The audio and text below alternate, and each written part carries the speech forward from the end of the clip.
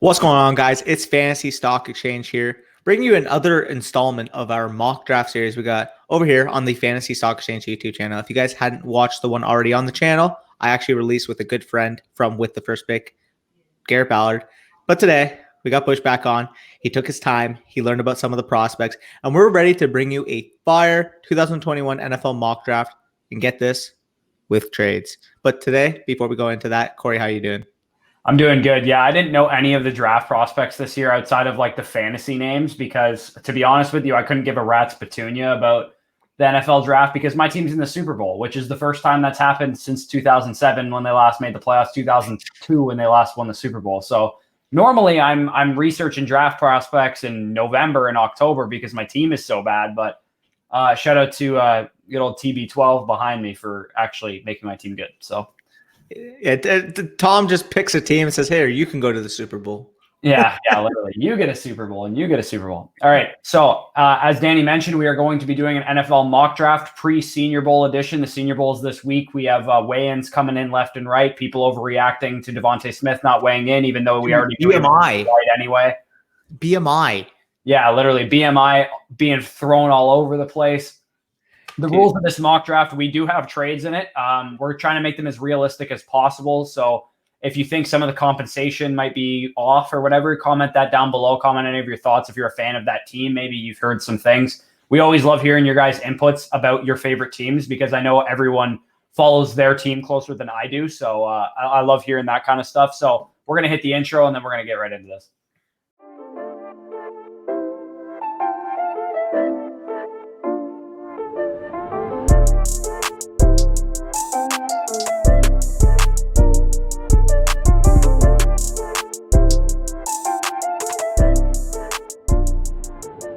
Awesome. So first overall pick, actually, this is you on the clock. We're going odds and evens. So Danny's going to be doing odds. I'm going to be doing evens.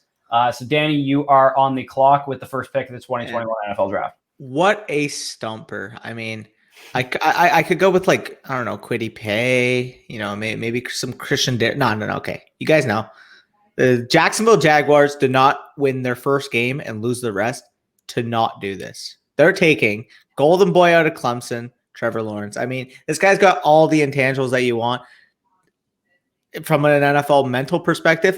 And then you combine that with a 6'6", 230-pound frame with a howitzer attached to his right arm and the mobility that we need from today's NFL quarterback. He's got the perfect combination of every desirable trait you look for in a franchise quarterback. And this is probably going to be the best quarterback we see maybe in my lifetime, to be honest. Like, that's how much hype and that well-deserved hype Trevor Lawrence is getting because this kid is going to be fantastic. And landing on the Jaguars here, I mean, you got weapons on the outside. We'll see what they do later on with their other first-round pick. But I think any Jaguars fan at this point know who's going to be taken or are stoked about it. Yeah, I think if you're the Jags, you know that this is a dude that, and you've seen it with Justin Herbert, with Josh Allen. Like, that's the projection for the size prototype that Trevor Lawrence is, for the arm talent prototype that Trevor Lawrence is, for the athleticism prototype that Trevor Lawrence is. Justin Herbert and Josh Allen are the like kind of low end and high end projections for a guy like Trevor Lawrence. And this is honestly, this is a franchise changing type pick. Jacksonville could be, for the next 15 years, could be in the thick of playoff hunts if they're able to build the right staff, which we saw with Urban Meyer. Hopefully he's able to build a nice staff and a nice GM around Trevor Lawrence and able to build this team up right, because with a piece like this, with the type of prospect he is, the sky's the limit. Yeah, 100%. And just mentioning that real quick, if you guys want to learn more about Trevor Lawrence, that draft guide that we're releasing, dropping soon, pre-orders are dropping. I'm the one lucky enough to actually conduct the overall evaluation of Lawrence. So see what I say around there. Trust me, if you're a Jaguars fan, it's going to be a whole lot of good. Just a little preview. But aside from that, Corey, what is happening over here with the Jets number 2 pick? What do you got cooking up your sleeve over here? Yeah, so if you guys have watched our quarterback free agency preview and landing spot predictions, basically we decided, and I personally think this as well, that the Jets, I don't think they're going to be in the quarterback market. And we are doing this as a predictive mock. So this is not necessarily what we would do, although if I was the team I'm about to talk about, I would do this. We're going to be doing a trade down situation. So the New York Jets don't want to stick and pick because they don't want Zach Wilson or Justin Fields or Trey Lance. They want to collect picks, build around Sam Darnold. Joe Douglas has been pretty much a phenomenal GM since they brought him in. And now they pair up, in my opinion, was probably the best coaching hires of the entire cycle thus far from what I've seen. So you're going to pair that kind of stability with some draft assets. So Carolina Panthers, they're going to come up. They're going to get their quarterback. And in return for doing so, they are going to send pick number 8 in this year's draft. So a couple minutes, we're going to be talking about them. Pick number 40, which is a second rounder in this draft. Their first rounder next season to the New York Jets for pick number 2. So it's 2 1s and a 2 to go up from 8 to 2.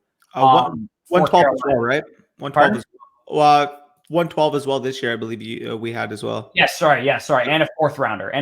So 2 1s, a 2, and a 4. And it's pretty hefty, but it's a quarterback tax that you're paying, and it's a damn good quarterback that you're getting here.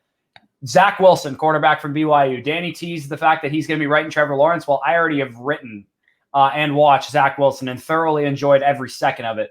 As a Tampa Bay Buccaneers fan, nothing scares me more than Zach Wilson on the Carolina Panthers. I think he would be an absolute problem for NFC South Division opponents going forward. This guy can do literally anything Matt Rule or Joe Brady wants him to do. He's incredible on the move, great arm talent, great deep accuracy, especially. He can scoot too. He's got some good athleticism under his belt, and in terms of intangibles, we've seen the kind of confidence kind of ooze out of this guy. And I think he'd be a fantastic fit for Joe Brady's offense. 100% agree. Again, they know at this point, Carolina, Teddy Breeze not going to be more than a bridge quarterback, as we discussed in the quarterback preview. There are 4 franchise quarterbacks in this draft, in my opinion. Obviously, one is like a head and shoulders above anybody else, but those other 3, as we're going to mention soon, are damn good prospects in their own right. And these teams at the top of the draft, there are a ton of teams vying for their services. So there's some teams middle in the teens too that could be vying for their services. Yeah. So this could get interesting, as you mentioned. It's a hefty package, but the drop off after those 4 guys, in my opinion, is substantial enough to the point where a team like Carolina is going to want to jump up and get their pick of the list. You're not getting Zach Wilson at 7 or at 8. Sorry, it's just not happening. Nope. For sure. So I fully agree. And that actually projects forward to my next deal that I have. This one's actually going to be between the Miami Dolphins, who are currently slated at 3, as you guys can see on the screen, and the Detroit Lions at 7. News already broke out. Detroit is going to move on from Matt Stafford. They mutually agreed to part ways this offseason. We will see the compensation later on, which, heck, that compensation included in that package could very well be in this potential package if they were to move up. However, with what we know now, with what the assets they have now, the projected trade that I have is that Detroit would send their first round pick this year, so 7th overall, their 39th pick this year, which would be their second rounder, and next 71, which is their third rounder, and next year's second to move up 4 spots and get 3rd overall. So basically, in theory, it would be your 1, 2, 3, 4 this year. Or sorry, your 1, 2, 3 this year and your second next year to move up those 4 spots, get ahead of Atlanta, and pick your the quarterback of your choosing, because it's risky. If you waited till 7, Atlanta picks a quarterback at 4. I'm telling you right now, if I'm Cincinnati and Philadelphia between those picks, I am vying for any potential offer that comes to the table. If you're Detroit, you get ahead of that curve. You take the quarterback that you want before Atlanta gets to pick them. And I think that quarterback that they want would be Justin Fields from Ohio State. I mean, this kid's got everything you look for from a traits perspective. He's got a great arm. He's very mobile. A common theme with these 4 quarterbacks, which is rare. And if you think back to the 2018 class, when we last had multiple quarterbacks that were labeled kind of franchise guys, there were questions about their physical ability for a lot of those guys. Baker Mayfield, some people questioned his arm strength. There was questions about Josh Rosen, his athleticism, his arm strength. These guys are Konami quarterbacks. And for those of you guys that don't know what Konami means, this is a fantasy channel. And Konami is basically the Konami code, which means that they can run, they have big arms, and they're high upside type of fantasy quarterbacks. So from a fantasy perspective, we like all 4 of these guys, basically. And that's pretty rare to have 4 guys like that in one class. 100%. And if you're looking at, again, Justin Fields, I mentioned the mobility, the arm, the deep throwing accuracy. The things that he really struggles with are in terms of his progression, and his general inconsistency at times. But I'm telling you, you land on the new coaching staff, Dan Campbell. You got that real good system set up to really be able to nurture a young quarterback. Got good young weapons to build around. I do think that this is a good spot for him to learn and develop with. So third overall, maybe you bring a veteran backup to really help him. But I do think that Detroit's going to take a quarterback. And if they're picking at 3, I think Justin Fields is the answer for them. Yeah. I think it's pretty much a no-brainer. And I mean, you guys are like, what? 3 quarterbacks in the first 3 picks? That hasn't happened since when? Well, the answer is 1999. It was Tim Couch, Donovan McNabb, and Akili Smith that happened. And probably the first time in NFL history, if this were to happen, we're going 4 quarterbacks straight. 4 right to start the draft. These dudes are franchise guys. I like all 4 of them. I know you like all 4 of them. And Atlanta Falcons are getting the last one before they dry up. Trey Lance, North Dakota State. Again, very common theme. Big arm, can run. Just physical tools out the wazoo. The question with him, obviously, is the level of competition, given that he played at North Dakota State. But when you're just clearly the best player on the field, I don't care about competition. It's when you are not the best player on the field and you look like you're struggling at times, then I care about competition. But Trey Lance, he only played 1 game this season. He had a phenomenal season last year. It's just this is a system too that fits what he does well, as do all these quarterbacks fit what Atlanta is going to be doing with Arthur Smith now coming in as the coach. This is the type of system where Ryan Tannehill was able to run it effectively because of his mobility, because of his ability to run kind of play action, boot action, get on the move, and that's a system that Trey Lance can fit very well as well. 100%. And again, viewers are going to watch this and think, going into it, they're probably like, oh, you know what? This could be another generic mock. No. This is the exciting fantasy perspective, 4 quarterbacks straight in a row type mock draft, because let's be honest, your quarterback is the most important position in the NFL. And guess what? And all 4 of these guys are worthy of going in the top 5 too. All 4 of these guys are worth the pick, and all 4 of these teams desperately need a young option at the quarterback position. So that's what's going to happen. Yeah, and it wouldn't be a concern, right? If these were the only quarterback needy teams, like why trade up, right? But you got San Francisco at 12, potentially in the quarterback market. Miami is being really weird with Tua, potentially in the quarterback market. Philadelphia, who the hell knows what's going on there? They're a wild card quarterback team as well. New York Jets, as I mentioned, with Sam Darnold, we don't know if they're in the quarterback market. Denver has Drew Lock. Like, we don't know if they're in the quarterback market. What if Dallas lets Dak Prescott leave? They could be in the quarterback market. New York, what if they give up on Daniel Jones? They could be in the quarterback market. New England doesn't have a quarterback. Colts don't have a quarterback. Raiders are always sour on Derek Carr. Like, Washington doesn't have a quarterback. Like, there is so many teams and quarterbacks in the NFL that if you don't get one, someone is going to hop you to get them. 100% fully agree. Well, guess what? We're not going to go 5 quarterbacks in a row, because at 5 with the Cincinnati Bengals, they get the guy they need. They get the best tackle prospect. They're jumping for joy right now at all the quarterbacks. Because let's be honest, this is a guy who at 19 years old won not only the best offensive lineman on his team, not only the best offensive lineman in his conference, won the Outland Trophy for the best offensive lineman in the nation. And I'm talking Penei Sewell from Oregon. I mean, this guy is a freak left tackle prospect. He's 6'6", 330 pounds, fluid mover in space. You see him pulling to the outside and absolutely cleaning linebackers' clocks on designed outside screen passes. I mean, this guy is such a good, fluid athlete. And guess what? He can move. Doesn't mean he ain't strong, because that boy can pack a fucking punch. You watch this guy, as soon as he locks up with the defensive end, it's over. As soon as he jumps you off the fucking line of scrimmage, guess what? Your back is on the fucking turf. This is the best offensive lineman prospect, maybe in the last 2 years, to be honest, because as good as the guys were last year, and we've seen them as rookies, I think Penei Sewell as a prospect may be even better. So if you're the Bengals and you're hearing that this guy may be a better prospect than Wirfs last year, Wills last year, Thomas, all these guys last year that all proved to be substantial rookies right away, you're jumping for joy, especially considering that Joe Burrow is coming off that knee injury. Get that foundational tackle to protect him for the long-term future. These two can grow together. These two can learn together. I think this is a slam dunk. Yeah, and some people, I've heard people be like, oh, well, like, they have Jonah Williams. Jonah Williams was a good prospect, but figure it out. Like, take the best player on the board at a position of need. And that's what this is.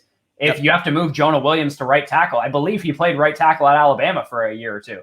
So it's not even that big of a deal. And whatever, you move Penei Sewell to right tackle and you leave Jonah at left. You need bookend tackles in today's NFL. They rush a lot of the time the best pass rusher over right tackles. And I saw that firsthand with Tristan Wirfs. He had to go up against Cam Jordan and Joey Bosa and Khalil Mack and stuff. Like, so these are the type of you need bookend tackles in today's NFL. This isn't 1991 anymore when you only need the left tackle and your right tackle was a road grader. You need 2 pass protecting tackles on each side, bookends, and you'll have that in Cincinnati to hopefully keep Joe Burrow upright. Speaking of quarterback injuries, we have the Philadelphia Eagles on the board. The Philadelphia Eagles, it's no secret, have no weapons. And there's definitely some firepower in this draft class, particularly at the wide receiver position. And there's a number of different ways they could go with this pick. Do they opt for a possession receiver? Do they opt for a physical receiver? Do they opt for a speed guy? I think given what you already have, Alshon Jeffrey likely out this year. Deshaun Jackson probably going to be cut as well. You have Jalen Reagor, who you drafted last year. He's more of like a deep threat type. He can also work some underneath stuff as well. You have some other pieces like Fulgham and Hightower, all kind of do similar things, slot receivers and deep threats. What you don't have is some physicality and some youth at that physicality, so not Alshon Jeffrey, and that's Ja'Marr Chase. So we're going to take Ja'Marr Chase, wide receiver from LSU, 19-year-old Biletnikoff winner from Joe Burrow's offense. Didn't play this year, which kind of hurt him a little bit, to be honest, because I think he could have went from a really good prospect to a generational prospect had he played this season and progressed and maybe got a bit stronger and more physical, but this is a dude, a little bit of projection involved, but I think this guy's going to be a phenomenal pro. Yeah, no, 100%. Great fit here for Ja'Marr Chase to the Eagles. They've long needed a franchise number 1 type receiver. And heck, Eagles fans wanted to mention me all the time about why Carson Wentz was better than Dak Prescott. And while that's evident that's not the case now, you still need to give whoever is their quarterback a weapon to build around. And Jalen Reagor's fine. He's never going to be a number 1 receiver. Ja'Marr Chase can absolutely be that for your offense. And to be honest, having a guy like Ja'Marr Chase next to him can absolutely increase the ceiling of Jalen Reagor because he doesn't have the focus of the defense on the other side. So I completely agree. We saw that. We saw it in Tennessee, right? As soon as A.J. Brown came in, Corey Davis started to kind of to unlock his ability. And sometimes guys just can't handle being the number 1. And if that happens, you have a nice young receiver tandem to grow around Jalen Hurts potentially as a young quarterback, or to help Carson Wentz revive his career. 100%. So the next pick, we got the Miami Dolphins here at number 7, and everybody and their mothers who follow the NFL and the draft know who they're going here. They're going to go with the Slim Shady himself, the national championship winner himself, who absolutely torched the number 13 player according to Todd McShay, and that's going to be Devonta Smith, wide receiver from the Alabama Crimson Tide. I mean, this dude is phenomenal. You're talking about a complete receiver all around. This is what this guy gives you. He's got the hands. He's got the route running. He's got the verticality. That was a big thing I was stunned by when I watched this guy play. He went up and he grabbed the ball. You don't typically see that from these slim receivers. They kind of just let the ball come to them. Well, guess what? Devonta Smith can go up and get it. And when you're watching this guy, he's got all those factors to work down the field. And he's the best screen receiver in the class as well. I mean, the amount of screen passes this guy was used for in Alabama's scheme was tremendous. And heck, every time this guy caught a screen, it seemed like he was taking it to the house on film, to be quite honest. I mean, you look at that, you look at the overall package he gives you as a receiver, he can have a Justin Jefferson type light, or actually, I'm just going to say type because he might even be a better prospect, to be honest, than Justin Jefferson. I had a higher grade on Smith than I did on Jefferson last year. So, I mean, you're looking at it. This guy's going to fit in right away. Give Tua his number 1 receiver from college. Guess what? Back to him in the NFL.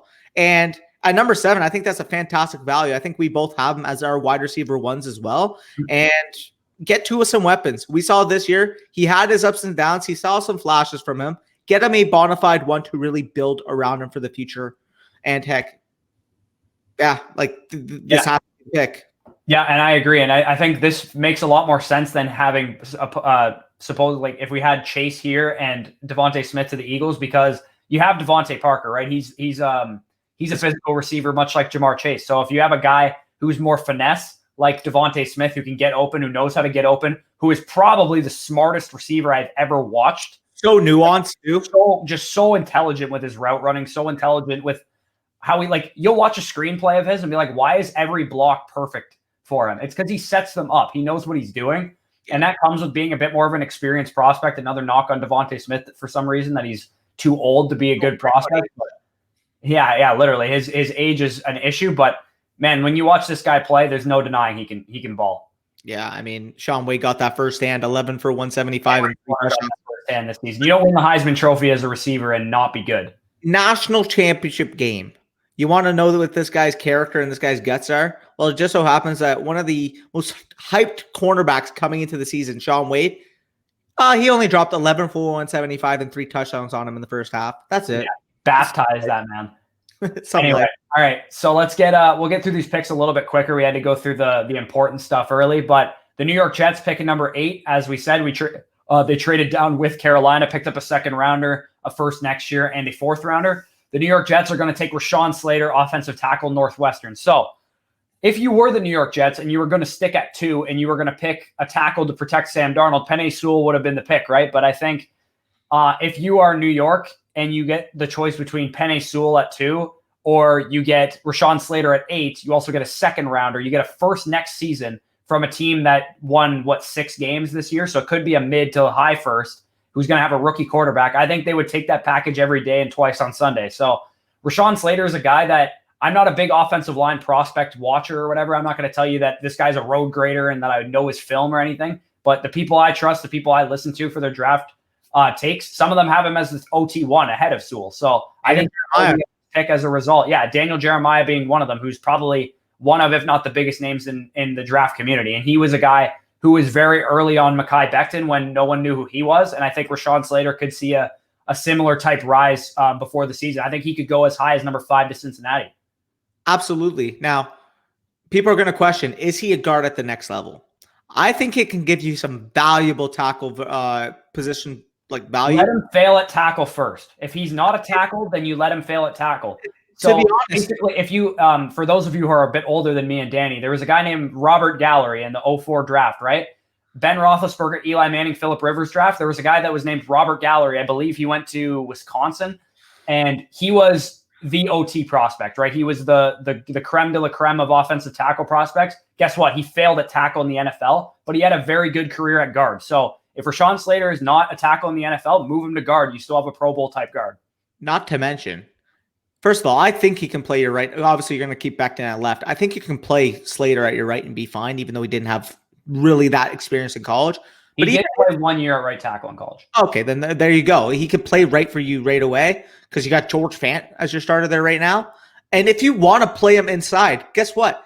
Yes, you took a guard 8th overall, but if that guard ends up being Zach Martin, then is that the Washington football team took Brandon Sheriff?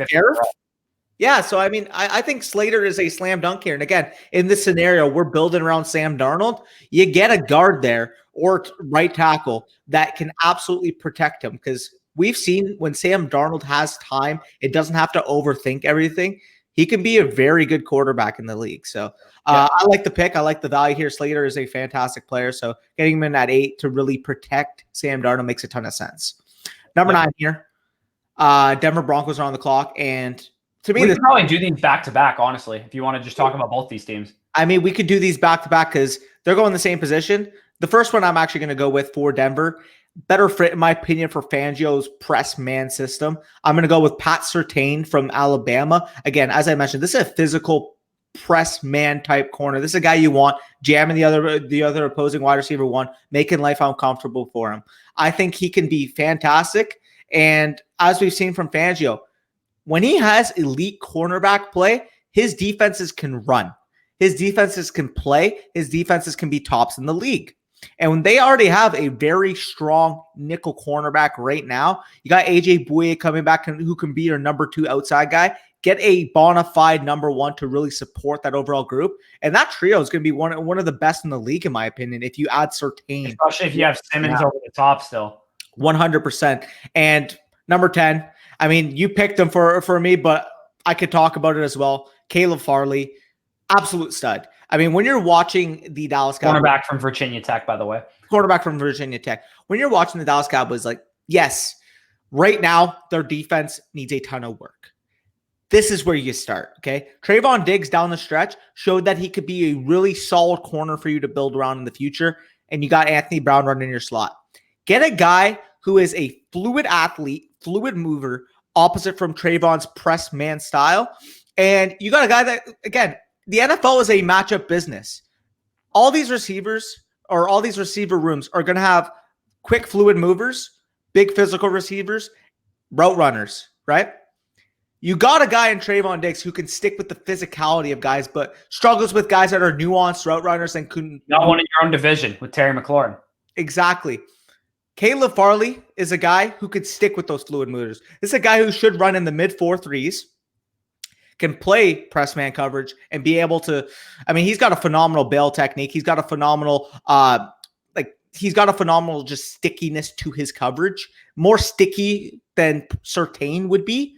And in general, I think he can just be a lockdown number one corner on those fluid movers, while Trayvon Diggs can really match up with the physicality of the other guys in the division. So again, you mentioned Terry McLaurin. That's a guy you're going to want Caleb Farley on, because both those guys can move. Trayvon Diggs, while he's a really good corner, doesn't have that special movement. I see your point. You definitely want a guy that has a little bit more athleticism, a little bit more fluidity to his game. And from what I've seen of Caleb Farley, I know he's got a little bit better instincts too. So I think he's the type of corner that you pair opposite Diggs. And 100%. And when you're looking at, I'm just going to briefly mention before we get off Caleb Farley, when you're looking at a guy like Caleb Farley, this, in my opinion, is, while Surtain may be better day one, I think Caleb Farley has the highest ceiling of any corner in this class because of those movement skills. Because the last time we saw him on film, for the record, he had 4 interceptions, 13 passes defense in his last season at cornerback. Guess what? That was his second ever season playing cornerback. He actually committed to Virginia Tech as a wide receiver, played a little bit quarterback in high school as well. So this is a just raw athlete who was learning the position on the fly and was still producing at an elite level. So I think, again, you land this guy with Dan Quinn, you pair him opposite Trayvon Diggs. I think that's a perfect spot for him to really be nurtured and develop into that number one guy in the NFL. Yep. Yeah, I agree. And we'll get into the outside of the top 10. Well, I think we'll try and move a little bit faster. And we're going to talk about, we talked about Farley. He's got that speed. Well, the number one speed guy in this draft of any position is the next guy off the board. Yeah, I mean, it's Jalen Waddle, wide receiver from Alabama. Again, I mentioned that Devonta Smith is my number one in this class. This guy's my number two. I mean, just the way he moves on a football field, I get it. Bateman and Chase are probably better overall receivers, but from what I want in an NFL receiver is, what is he elite at? Jalen Waddle's movement ability is by far the most elite I've seen, even in recent memory, to be honest. Like, yes, his teammate last year, Ruggs, was probably a better straight line in terms of speed. This player, in terms of his twitched up, man. That's the only way to describe it. I mean, you can't get your hands on the dude. It's like trying to tackle a butter sculpture.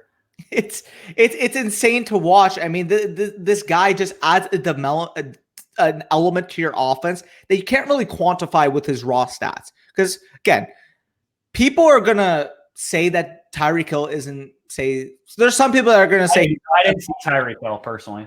No, I'm not. Ability and space is definitely Tyreek Hill like. Yeah, again, like I'm not comparing him to Tyreek Hill per se, but there's going to be some people you ask that will say, "Oh, well, Tyreek Hill doesn't have the stats of a top 3 receiver." But I bet you, if you asked all 31 NFL teams whose minimum top 3 scariest receivers to play, Tyreek Hill is going to be named on all of those guys. I guarantee that 20 coordinators say he's number 1.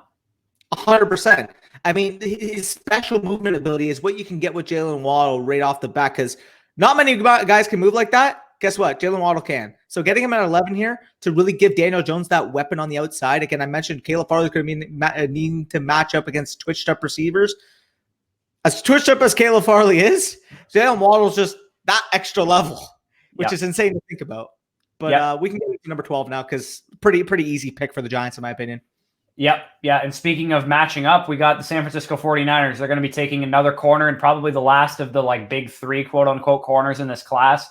I believe there's a pretty big tier break after these 3 dudes, and that's J.C. Horn, cornerback from South Carolina. If you want to talk about ball production, this is the guy that you want to be talking about this year. He had how many picks did he have in that one game? I think 3 alone. Yeah, that's what you want in today's NFL, right? Gone are the days, honestly, of like guys like Mel Blount, obviously, but guys even after that, like Champ Bailey and Darrelle Revis. It's a lot harder to find those true shutdown guys now. So what you want instead is guys that can get their hands on the football, get the ball back to your offense. You're going to have a pretty good offense in San Francisco. any guy that can make more possessions for your offense is definitely going to help you out. And Horn is definitely a guy that can do that. For sure. And again, you're going to lose 2 of your best corners in free agency too. 100%. Again, you're also familiar with his father, who actually played in your division way back in the day. Is it Joe Horn's kid? Mr. Joe Horn. Yep. Yeah. That's Joe Horn's kid. Now, when you're talking about JC Horn, this is a feisty press man, can give you some cover 3 flexibility type corner. He's going to get in your face. He's going to make it tough for you to get off the line of scrimmage. And in general, maybe he's a little too handsy right now. Maybe may get caught with some penalties early on. But he's got the attitude to be a number 1 corner. He's got the physicality to be a number 1 corner. You don't see guys that play with that level of intensity. JC Horn's going to bring that to you. And at number 12 here, again, we've seen it. I don't want to say a similar type player because I do think obviously Richard Sherman is one of the best ball skills we've seen in recent memory. And in terms of intelligence is by far one of the best corners we've seen. But in terms of feistiness, in terms of getting you off the line, I think he could be a Richard. Little Marcus Peters-esque. Little Marcus Peters, yeah, exactly. So I love JC Horn. Again, I think he's well worth this 12th overall pick. And getting him here, if you're the Niners, at a huge position of need, is a slam dunk. Yep. Speaking of positions of need, go to the next pick that we got here. Yeah, I mean, I mentioned it with Joe Burrow. He got his franchise tackle. Let's just give one to the Chargers here. Christian Darrisaw, Virginia Tech. Another, oddly enough, 2 Virginia Tech players going in the top 13. Well, guess what? Christian Darrisaw is well worth this pick. I mean, this guy is a mammoth. 6'5", 320 pounds, an absolute elite athlete for the position with generally solid technique. I mean, obviously, again, he's got work to improve overall from his technique standpoint, but from a physical talent standpoint, what he's already put on display this year, he's phenomenal. And to be quite honest, this top 3 elite tackle tier is honestly close to what it was last year, to be quite honest, as good as it was last year. That's how insane these tackles are coming out. And Darrisaw absolutely deserves to be mentioned. The NFL needs him. So 100%. So if you're looking at it again, you got a new coach this year, obviously with the, what's his name? Brandon Staley hire. Hopefully he brings over the Rams offensive line coach with them because they did some work with some bad players. They're running, they're actually bringing in Joe Lombardi. Oh, okay. Yeah, he was an assistant on the Saints. So, I mean, you got a little bit of versatility there. You got a little bit of experience developing good young offensive linemen. Christian Darrisaw there, staple left tackle for your team. Protect Justin Herbert. If you can't get him a weapon here, and maybe— to be honest, I don't really know if you need to get him a weapon. Like, yeah, you could go with Kyle Pitts here because you have Hunter Henry leaving in free agency, or you could go with the Jalen Waddle if he was here. But honestly, the protection is a bigger deal for Herbert because Herbert is one of those quarterbacks, if he is as good as I think he will be, that can turn average receivers into great receivers and get them big contracts. We saw him turn guys like who's the one deep threat, Jalen Guyton. Like he had a couple big plays because of Justin Herbert this year. So I don't think receiving talent is necessarily as big of a need as some people might think for the Chargers. So to the next team that we got here, and these picks are just honestly lining up perfectly. When we were doing this, we were like, man, like this is just so easy. The Minnesota Vikings are going to take Kwity Paye, edge rusher from Michigan here. The Minnesota Vikings ranked dead last, according to PFF, in pass rush grade as a team. And I think they had the least amount of sacks in the entire NFL. A big part of that was their best edge rusher, Danielle Hunter, being out for like the entire season. So having him back is obviously going to help that. But you tried to bring in Yannick Ngakoue to be a bookend pass rusher to Danielle Hunter. And this is the guy that you're replacing with. You got rid of Yannick Ngakoue. It didn't really work out. So Kwity Paye is going to be the guy opposite Danielle Hunter going forward. Yeah, I mean, you're talking bend. This guy's short area quickness is insane. His bend is insane. And people are going to point out Rashawn Gary just because, he played for Michigan. I'll tell you, this guy is a pure edge rusher. He's 280 pounds, great hand technique, can set the edge really well. And the way this guy turns corners, okay, keep this in mind, right? It's been reported, he's not going to test at the combine, but it's been reported that his 3-cone drill would literally be top 5 all time across positions. Apparently his recorded number at Michigan was 6.3 seconds in the 3-cone.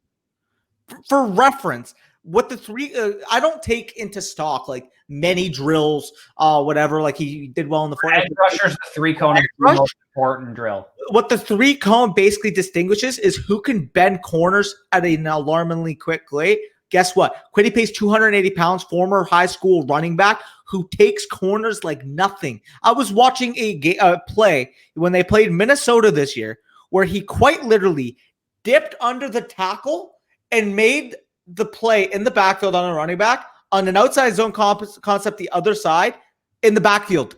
It was an outside zone the other way. He dips under the tackle and trips up the running back. Like, how do you get there? It doesn't make physical sense. Anyways, elite athlete, taking him here. You pair him next to Danielle Hunter for the foreseeable future. I think that is a slam dunk if you're a Minnesota Vikings fan. Yeah, I agree. I think that's definitely the type of route that they'd want to go. Their defense was not nearly as good as it's been the past couple of years.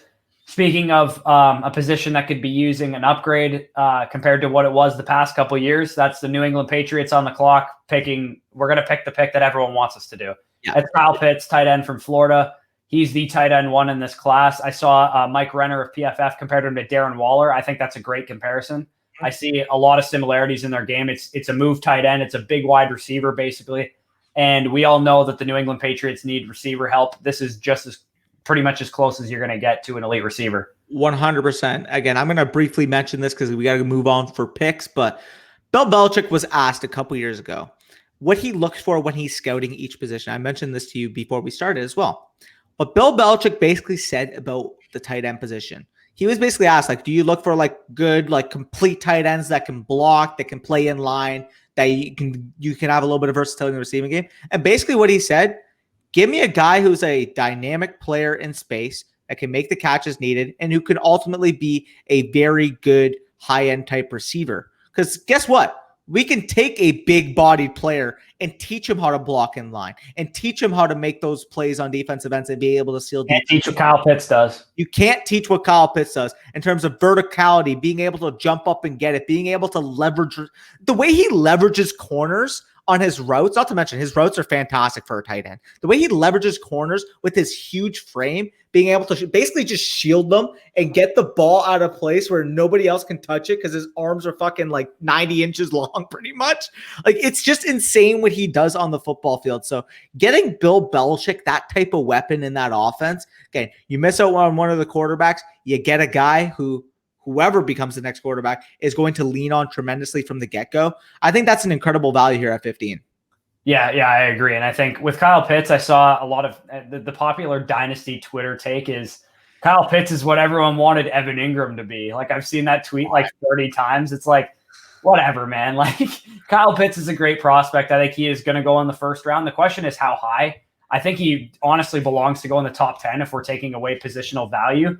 But tight ends, like, it's not really a high value position. So he's probably a top 5 player in this draft, to be probably, yeah. Kyle Pitts definitely slip into 15 is a little bit of a slide, but that's just kind of the position that you're working with.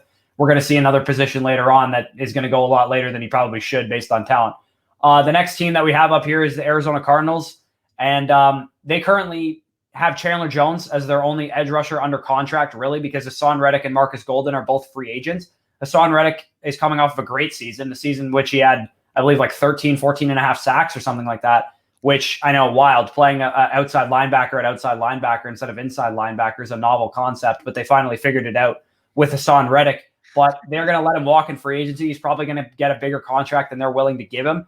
And they're going to bring in Gregory Rousseau, edge rusher out of Miami. This is a guy, I believe he opted out of this season, but this is a dude that has a lot of projection involved with him. Again, I'm not an NFL scout, so I'm not going to tell you how much I know about his bend and his technique and stuff. But from the people I trust, this is a guy that you have to bet on the projection a little bit because he is a little bit raw. Similar, I would say, to someone like Kayvon Chason, who the Jaguars picked last year from LSU. I think this is a guy that has a great ceiling, and having a guy like Chandler Jones opposite him to teach him some counters and more technique and just learn from him in general and take the pressure off of him is definitely what he could use.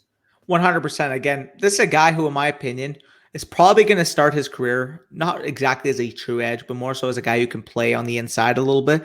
Again, he's got very good functional strength and straight line athleticism, straight line speed. The problem that I have with him is his hands are a little underdeveloped, but that could be the case because we saw him when he was 19.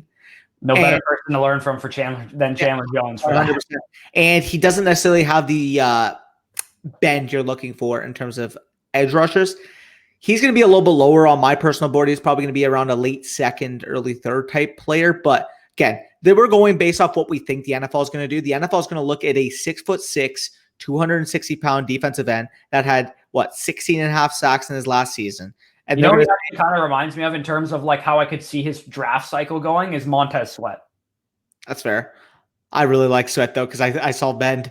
So, yeah. But in terms of, like, Sweat wasn't a consensus first round pick for the longest time, and then he ran a 4.42, and then everyone's like, "Holy crap!" Yeah, I definitely do think that Greg Rousseau is going to go high. I just think that. Sorry if you're a Cardinals fan, I'm not going to like this pick if they made it on draft day. I'll tell you that right now, but it's going to happen because he's going to go in the top 20 because he's also, again, as I mentioned, a 6'6", 260. He also plays edge rusher too, which is a very high value position. Yeah. There you go. Anyways, we'll get into the next pick here. And Oakland Raiders, number 17. And you're probably thinking, wow, Micah Parsons still on the board. Surely he's going to be an Oakland Raider. Well, guess what? I'm going to get the Raiders what they have needed for so long at the linebacker position. A guy who is versatile that can cover your ass on the back end. Because let's be honest here, their back end is a fucking mess. Guess what, though? Jeremiah Owusu-Koramoah can step in immediately and be the best coverage player you have on your back end that isn't a corner. I mean, this guy is from Notre Dame, by the way. Yeah, a linebacker from Notre Dame. I mean, this guy is a freak when it comes to the coverage game. You're looking for a modern day NFL linebacker, okay? Well, let me tell you, this guy is 6'1", 220 pounds. Basically, I mean, people are going to say, oh, isn't that too small? No. Because guess what? Darius Leonard is the exact same time. And Darius Leonard does similar things. You know what linebackers really thrive in today's NFL? Linebackers that can cover. You're looking at guys like Levante David across the league. You're looking at guys like Fred Warner across the league. Those guys that can really take pressure off your back end, that can cover so much space in that middle of the field are huge. And guess what? Landing Jeremiah Owusu-Koramoah in the middle of that Raiders defense, he can give you a little bit of Sam versatility. He can play in your nickel. He can do all these things, be an ultimate chess piece for your defense. And for a team like the Raiders, who quite frankly have such Travis Kelce twice a year too. Yeah, exactly. This is your Travis Kelce stopper. This is your Travis Kelce stopper. This is a guy who's an ultimate chess piece that can figure out a ton of weaknesses on your defense and be able to patch them up to a certain degree. So getting him here at 17, I know a lot of people are going to say, well, why wouldn't they take Parsons? Guess what? They're not taking Parsons because Parsons doesn't fit that coverage type versatility that you get from a JOK. So, and we'll also get into the little allegations on the side. But that being said, JOK, number 17, he's probably going to be a fringe top 10 player for me going into the cycle, and I think he's fully well worth this pick. Yeah. And to the next pick that we have here, we have the Miami Dolphins, who have the 18th pick because of the actually, no, this is actually their pick. Sorry. So the Miami Dolphins have a number of concerns, right? We already addressed one with Devontae Smith. That gives them a receiver to work with Devontae Parker. You could probably still add more to that position, but I'm not going to do that again. So we're going to go to the offensive line. We're going to take Sam Cosmi, offensive tackle from Texas. From what I understand, is more not a project tackle, but not necessarily ready right now, I would say. And this is a draft pick that basically shores up three positions for you, right? On what I saw from Austin Jackson at USC, I think he would have been better suited to be a right tackle in the NFL. So you move Austin Jackson to right tackle. You have Sam Cosmi play left tackle. Your current right tackle, Robert Hunt, from Louisiana Lafayette, I believe is where he went to. Yeah, he's a better guard than he is a tackle. So then you now have a left tackle, a right tackle, and a right guard or a left guard where they probably should have been playing in those positions. And you basically just helped three positions on your offensive line with one draft pick, assuming Sam Cosmi is a good player, obviously. So, yeah, I really like the fit of this. And this is a situation where you need to make sure that your quarterback is protected, whether that be Deshaun Watson or Tua. 100% agree here. Again, Sam Cosmi is a very good athlete at the position. And this is a guy with length that you're looking for down the stretch that can absolutely develop into a good fundamental left tackle for the future. I do think his upside is tremendous. Again, outside those top three guys, I think this is the next guy in terms of what you want next. Because by the way, didn't say it. Yeah, he's going to get a little bit of a heat maybe because, again, Texas, whatever, people want to develop the Connor Williams theory, but this is a guy who's 6'7", 300 pounds. Don't worry about length when it comes to him. Yeah, literally. Next pick we Don't got worry here. ranked with this guy either. Oh, don't worry about this guy at all. And again, I know there's some Washington football team fans watching this, probably screaming, oh, they hope this guy is their pick. Well, guess what? I answered your dreams. Number 19, Rashad Bateman, wide receiver from Minnesota. Again, you talk about complete receivers. This guy does it all. Outside of Devonta Smith, he, in my opinion, is the most complete receiver across the board in this class. Talking about a good possession receiver with solid route running, great hands, and can go up and get it. I mean, this guy does everything. Route running more than solid, dude. Yeah. So, I mean, he's got route running that will translate quickly. He's got, like, again, my comp for him was Keenan Allen. If you want a little look at what type of route running we're dealing with here. I mean, this kid is phenomenal. You put him on the outside next to Terry McLaurin, you can figure out the quarterback situation. Maybe in the second round, maybe in free agency, whatever you do, you don't pass on Stafford, sorry. Yeah, that one too. You don't pass on a guy like Rashad Bateman who can give you that fundamental 1B to your offense to absolutely give you some explosive upside with that quarterback upgrade. So I think that's the pick. Again, all these quarterbacks are off the board. You take the next best player, and that player is going to be Rashad Bateman, who, quite frankly, is at a huge position of need for this team. Yeah, I agree. And on to the next pick we're going to have here. We got the New York Jets, and they're on the clock because there was a trade. The Chicago Bears were currently picking at number 20. We didn't really like what we saw from the board for the Chicago Bears. So the Jets are going to come up. They're going to give number 23, which is the Seahawks pick that they got in the Jamal Adams trade, and 106, which is a fourth rounder, to Chicago for pick number 20. And they're going to come up and get Micah Parsons, linebacker for Penn State. As we teased already, Micah Parsons is a guy that probably belongs to go in the top 15 for sure, maybe even the top 10.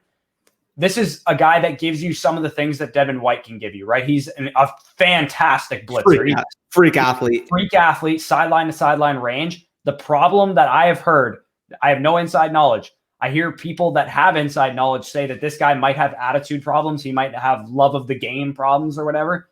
I don't know if they're true. I've never met the guy. I have no idea if that's actually true, but got some hazing allegations. Pardon? Got some pretty disturbing hazing allegations. One that has to do with his privates and another man's privates. So yeah, so like that's not exactly what you want to hear. Obviously, we're gonna have people are gonna have a lot of time to dissect this guy's character and all that kind of stuff. So his talent warrants a higher pick than this, but he's gonna slide a bit in the draft, similar from probably what we saw to Reuben Foster, whose talent warranted that he went higher in the draft. But Micah Parsons is going to go to the Jets if he is clean or whatever and doesn't have a bunch of issues. He'd be a tremendous fit for Robert Saleh's defense. He's fast, he's rangy, he can blitz. He's pretty much exactly what you want out of a linebacker, outside of maybe some lapses in coverage, which we've seen from Devin White at the next level. But I think a great coach like Robert Saleh can get that patched up. My main concerns from an on-field perspective is he's a little bit slow in like processing some exactly what Devin White is. Processing some misdirection type plays. He can't get fooled. He can't get prone to that. And he's not the most natural coverage player yet. But let me tell you, you take your chances on a guy who's a freak athlete who you can teach to be able to learn that type of stuff. So again, similar to Devin White, that's actually a pretty good comp for him in terms of what he's going to be able to do from a versatility standpoint. Yeah, Devin White's intangibles are phenomenal though. So hopefully I don't know if he's got that down. Next pick, 21, the Indianapolis Colts. I mean, if you guys are following this team at all, you might be screaming, or if you're not following this team, you might be screaming, oh, you got to take a quarterback, Mac Jones, blah, blah, blah, blah, blah. Well, guess what? If you are following this team, you would know their starting left tackle of the last 9 years, Anthony Costanzo, retired this offseason. Retired. You want to know who their slated starting left tackle is going into the season right now? He may or may not have been destroyed by Adrian Claiborne a few years ago. Oh, was it the guy that was on the Cowboys when Claiborne had Chaz Green? Chaz Green is slated to be their starting left tackle. And if you want to know how bad that is, plug in some 2017 Atlanta Falcons versus Dallas Cowboys tape, because you will see he's a train wreck. Well, guess what? You know who isn't a train wreck, who can come in, step in day one, and be a solid fundamental left tackle for this team? That's going to be Liam Eichenberg, tackle from Notre Dame. Again, he may not have the highest ceiling of the tackle group. He may not be a top 5 to 8 left tackle in the league, but let me tell you, He comes from Notre Dame for a reason. This guy can step in day one, be a solid, fundamental player. And They give said you that about Ramczyk, man. They said, I don't know if this guy is that high of a ceiling. He's like, but like Ryan Ramczyk has hit his ceiling. So if your ceiling is one of the most fundamentally sound tackles in the game and you're universally recognized as a top 5 player at your position, then I'll take that every day of the week. 100%. I mean, if you're looking at it too, not to mention, get him back with his boy, man. Quentin Nelson. Yeah, another Golden Domer right beside him. Play on the same side as him. That's perfect. But yeah, anyways, get into number 22. This is a pretty much a no-brainer as well. Yeah, this team has edge rush issues out the wazoo, and that's the Tennessee Titans. Everyone kind of assumes they have a great defense, but their defense was actually high-key terrible last year. So this is their biggest concern on defense, right? In terms of coverage players, they have guys that can cover. They have Kevin Byard, one of the best free safeties in the league, Malcolm Butler, Adoree Jackson. They brought in Desmond King from the Los Angeles Chargers. So theoretically, you should have some good coverage. Well, the reason you don't have good coverage is because you get no pressure. Jeffrey Simmons is really your only difference maker in terms of a guy that creates pressure consistently. Harold Landry is okay, but he's more suited to be a number 2 edge rusher, or potentially even a number 3 like pass rush specialist.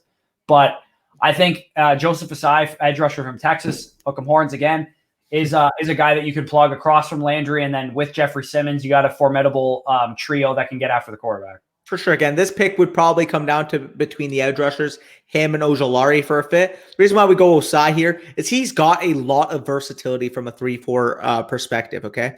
If you're thinking about Tennessee, this is a guy in Osai who can give you some versatility in spot dropping if you need him to. He can come off as, quite frankly, he can play inside. He's got a lot of versatilities to his game. And in a defense like Tennessee's, who quite frankly need a guy who can just be able to do everything for them, Joseph Osai is phenomenal, and getting him at 22 here, I think, is a tremendous value. When you talk about motor, let me tell you, Joseph Osai does not give up on any single play. In terms of an attitude, in terms of an overall mindset, he brings everything to this defense. And pairing him again, Jeffrey Simmons you got on the inside, Harold Landry on the other side, getting a guy with a motor of Osai to really pair with those 2 talented players, I think is going to be phenomenal for you. So getting him at 22, as I mentioned, steal in my opinion. Yep, I agree. And 23, as we mentioned, is as a result of the Jets trade where they come up and get Micah Parsons. So who are the Bears going with at 23? Yeah, again, this is predictive. I personally would not do this because, again, I view the top 4 quarterbacks as being a tier above everyone else. But you're the Bears.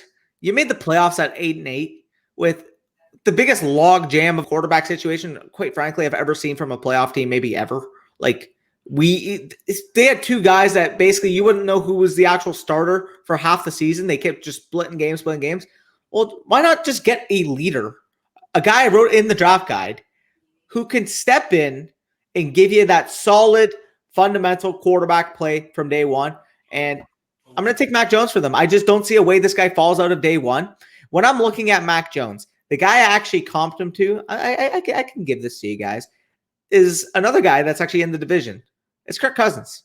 And Kirk Cousins is a good, solid NFL quarterback. You know, he can hit all types of balls pretty consistently. Maybe doesn't have the general velocity on his deep ball to truly be a threat on a down-to-down basis like, say, Aaron Rodgers and Matt Stafford in his own division. But let me tell you, Kirk Cousins, you get him at the end of the first round, you're happy with that type of player, especially with what you got with the Bears. You got an elite top 5 defense. You got a couple pieces to work with on offense. Getting a guy like Mac Jones to really nurture there at the end of the first round, I think is going to give you a bunch of stability at the position, at least for the next few years. So getting a cheap option like that, a cheap Kirk Cousins on a rookie deal, I think is a fine pick for this team. Yeah, and as we mentioned in the quarterback show, Mitch Trubisky is actually a free agent. So they're relying on Nick Foles next year, basically. And I don't think you really want Nick Foles like in any kind of situation because I just don't think he's very good. He had a lucky run with Philadelphia, in my opinion, where kind of everything came together and he was in a situation that was really close-knit and all that kind of stuff. But I don't think Nick Foles is the answer. I don't think Mitch Trubisky is the answer. Is Mac Jones the answer? Who the hell knows? But quarterbacks go higher than they're usually supposed to. And I think Mac Jones going at the back of the first round isn't insane. So I think a team might make this pick, and it could be the Bears. Yeah, no, fully agree. Again, the Bears probably view themselves as a quarterback away from being able to be a couple wins in the playoffs type team, to be quite honest. So I fully agree. Next pick we got here, number 24. Take it away with the Pittsburgh Steelers. Yeah, the Steelers got a number of free agents and no money, so they're going to let one of their free agents walk in Bud Dupree, and they're going to replace him in the draft with Azeez Ojulari, edge rusher from Georgia. This is a guy, again, this common theme of the edge rushers in this draft, I guess, is that they're going to play with great pass rushers across from them, because we had Rousseau going to play with Jones and Pay going to play with Hunter, and we had Asai going to play with Jeffrey Simmons and Harold Landry, which is solid. So we got Azeez Ojulari going across from probably the best pure pass rusher in the NFL in TJ Watt.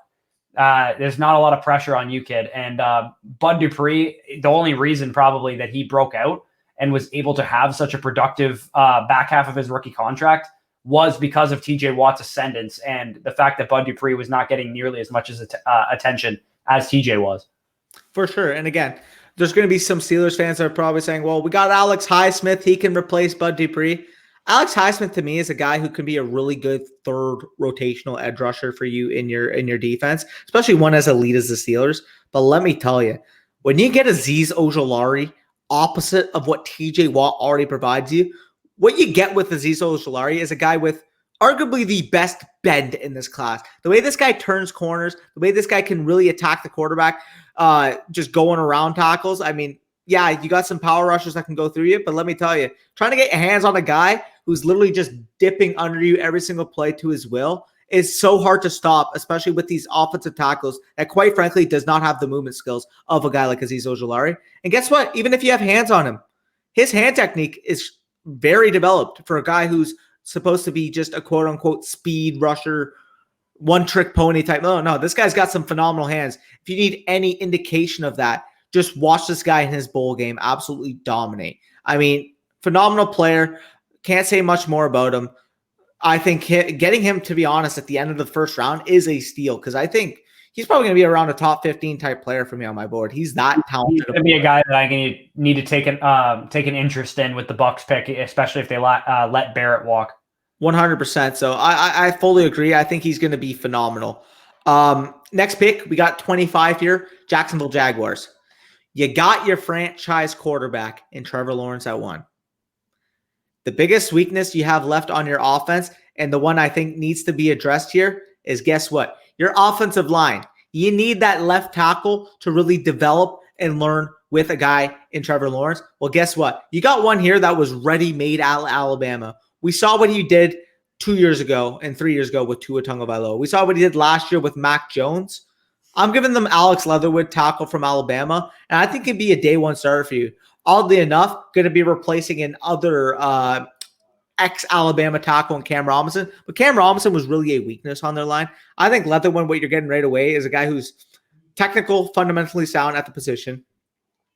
Got tested today. His length is actually pretty phenomenal. I believe he tested with 87-inch arms, which is pretty much a shock to a lot of people who thought he, quote-unquote, was a guard. Because let me tell you, you got 87-inch arms or 87-inch wingspan, you're not playing guard. So what you're getting from Leatherwood is a ready-made left tackle who can step in, be an above-average player for your offensive line right away. And let me tell you, if Andrew Norwell is back next to him at left guard, that's definitely a guy he can learn and nurture beside while Trevor Lawrence is going through some growing pains in year one. So I fully think that Alex Leatherwood would be a fantastic fit here for the Jacksonville Jaguars. Yep. And we're going to get into the next couple picks here. We'll try and speed this up because we're going very long on this one. But you know what? You can skip ahead. We're going to have timestamps for each of the picks and all that kind of stuff. So you guys can skip ahead. If you have watched to this point in the entire way, I want you to comment down below. Danny spilled his protein because that's what he did before we recorded this video. Yeah. But the Cleveland Browns are on the board, and at 26, they're going to take Jalen Phillips, edge rusher from Miami. I know Todd McShay is really high on this guy. I love him. Super high on him. I think he picked him in like the top, I think he picked 14 or something in his mock draft to Minnesota. I'll just tell you right now, this is one of my pet cats in the entire draft. I still he's, for whatever reason, he's always available at the top of the second round when I pick for the Cowboys. Let me tell you, if he's ever there, I'm taking him every single time. I mean, this is a ready-made, pure edge rusher. And to be honest, coming from Miami, He's the best Miami edge rusher in this draft, and we know who already went in this draft ahead of him. If you guys ever watching the video, and that's going to be Gregory Rousseau. Jalen Phillips is a pure, refined edge rusher, great hand technique, solid burst off the line. His first step is phenomenal. I think he could be ready-made. You get a guy, again, we're talking about a theme of pairing these edge rushers with another elite edge rusher. Arguably the best in the game, Myles Garrett, you got it on the other side. I mean, that's great for him to really learn and really play beside. I think the Cleveland Browns, if they get him on their defense to pair next to Myles Garrett, that's going to be a scary fucking front. I'll tell you that right now. Yeah, it's definitely pretty tough to play against. And speaking of the AFC North and good pass rushers, we got the Baltimore Ravens next on the clock. And which direction are they going into? Yeah, unfortunately for them, all the top edge rushers, in my opinion, have gone off the board. Obviously, again, they have to replace a guy in Matt Judon, who, quite frankly, they just can't afford. And the guy that I'm going to mention is Ngakoue a free agent too? I believe so too. Yeah. So they really need edge, but guess what? The Baltimore Ravens are smart enough to the point where they're not going to force a first-round pick based on need. They're going to pick a player who can step in and immediately help them. And the guy that does that is that guard from USC, Elijah Vera Tucker. Now, let me tell you, this guy's got really good positional versatility. He played some left tackle at USC, played some left guard, and he can slot in right away as your day one guard and be a phenomenal player for your power run offense with Lamar Jackson, with those two running backs. Get a guy in Vera Tucker who, quite frankly, right now their starting left guard is Bradley Bozeman. Like, you put Vera Tucker in that spot, and let me tell you, that offensive line is going to be phenomenal to watch, because then you get Vera Tucker to replace Bozeman. Your offensive line is looking like Ronnie Stanley, Ronnie Stanley, who they're getting back. They have Matt Skura, who's a free agent currently, who's their starting center. And Vera Tucker definitely has a lot of versatility to his game. You could definitely train him at center. I think just replacing Marshall Yonda was obviously a huge task, but you drafted Ben Bredesen, I believe, last year from Michigan. Just throwing some assets at the position, because we saw this run game take a little bit of time to get back on track from where it was last year. And I think a big part of that was the offensive line injuries, along with the offensive line just not playing as well as they did the previous year. Yeah, 100%. And let me tell you, a guy in Vera Tucker can really band-aid a lot of those issues, because he's a phenomenal player who can play multiple spots for you. So I think this is a very smart, very Baltimore Ravens-like pick. Yeah. Speaking of very smart, we're going to go with the opposite of very smart, and that's the New Orleans Saints. No, I'm just kidding. The Saints are in, again, a rough situation for their cap, so they're going to probably have to make some moves, and that's going to include cutting some people. Would you spill it again? No, I'm just showing them a protein shake. Oh, okay. By the way, situation. If you're commenting right now, leave it in the comments. Protein shake or coffee? Which one? Okay. Either way, New Orleans is probably going to have to make some tough decisions. They have a number of linebackers on bigger contracts than they should be on, one being Quan Alexander, who's most certainly going to get cut because he has zero dead cap space and he really didn't provide them any kind of impact.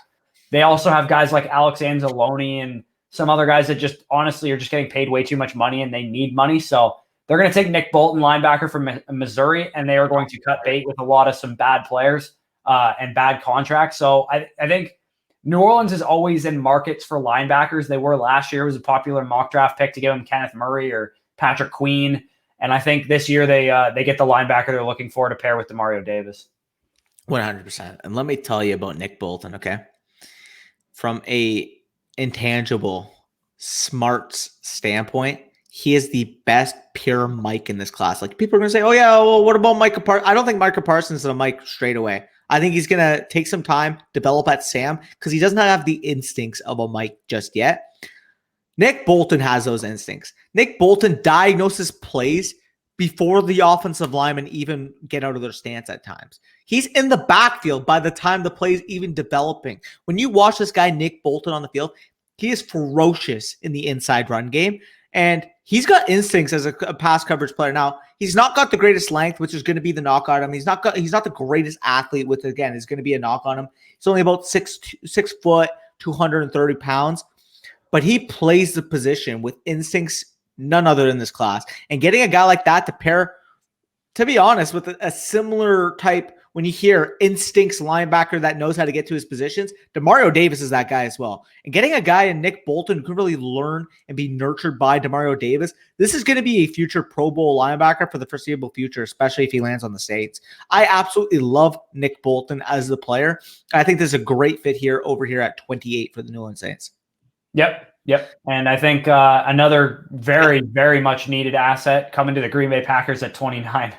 Yeah, just give me the length and the ability of Eric Stokes, cornerback from Georgia. And let me tell you, I mean, this guy really showed this year that he's got the ball skills to be able to play and translate the NFL level. And as you mentioned, the Marcus Peters factor, you got a guy as sticky on the other side as Jair Alexander. Get a guy who can make plays on the other side.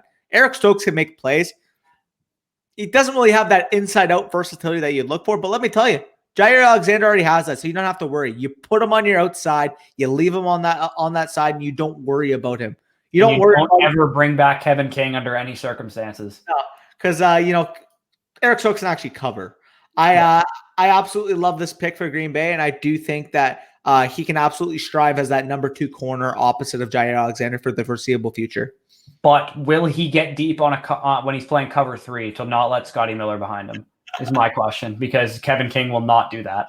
That's that we have here, and as fantasy people, this would make us very happy.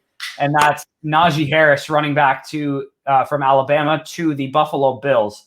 And this is a situation, as Danny would say, let me tell you, they can't run the ball outside of their quarterback, man. Like, Zach Moss is slow. He looks like he's running in mud. He also sustained what looked like a pretty serious injury towards the end of their I believe it was the Colts playoff game.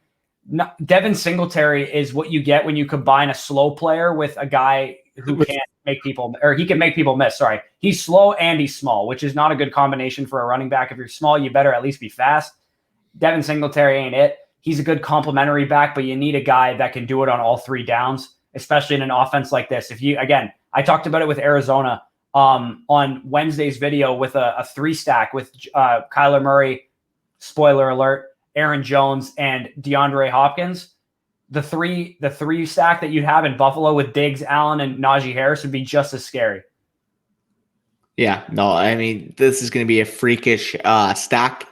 And you mentioned, they said after that game, apparently Sean McDermott told the media, we need to run the ball more efficiently. We need to run the ball better. And also, too, they tried to get their running backs involved in the passing game this year, and they honestly just didn't do much with that receiving volume, and this is not going to be a problem for Najee Harris.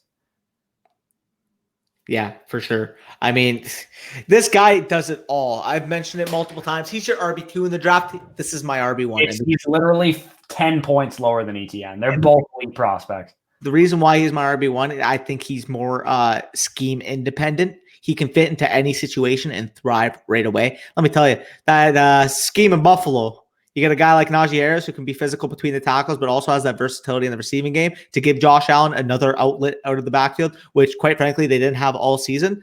Not to mention a guy who can, score on the goal line, so you don't have to run Josh Allen to the ground on the goal line. Najee Harris does all that for you. So people might say, oh, yeah, you're taking a running back in the first round. That's not really prime value. Well, guess what? This team just made the AFC Championship game. And there's a top 15 player in this class available at 30. 100%. So I love Najee Harris. I think that's a slam dunk, run to the podium type pick if you're the Buffalo Bills. Another one for that, and you're going to be pretty stoked if this happens. How did we coordinate this that you're picking for my team and I picked for your team? I don't know, but you're probably happy that I did this for you. And if he's available at 31, the best interior defensive tackle in this draft, you're going to be screaming and having tears. This isn't going to happen. I don't think. I think this guy's going way higher than this. Yep, and I'm going to be talking about Christian Barmore, interior defensive lineman from Alabama. Man, this guy exploded down the stretch. Finishing with about 8 sacks, about 13 tackles for loss. That was just in the national championship. Yeah, and let me tell you, his 2 best games of the season just so happened to be the semifinal against Notre Dame and then the final against Ohio State. If you want to talk about this guy playing on a big stage, he proved it. And guess what? There's no other bigger stage than what the Tampa Bay Buccaneers are going to be playing with in 2 Sundays, and that's going to be the Super Bowl. So Christian Barmore is Christian Barmore showed he can play at a high level in the NCAA championship? Well, when we go back to the Super Bowl next year, he's going to have to do it again. So, yeah, Barmore makes a lot of sense. You have Ndamukong Suh probably leaving in free agency. Who knows? Maybe he wins a ring this year and retires. That would not shock me at all because Ndamukong Suh, that's really all he has left for his career is to win a ring. He got close with the Rams a couple of years ago, and it was taken away by one Thomas Edward Brady. So I think this pick makes a lot of sense. If Suh leaves or retires, you replace him, put him next to Vita Vea, and you look out after that because that's really scary to go up against if you're an opposing offensive line. Yeah. And speaking of scary to go against, you want to talk about number 32? Yeah. So the Kansas City Chiefs, and they're going to be picking 31. Let's just make that clear, not 32.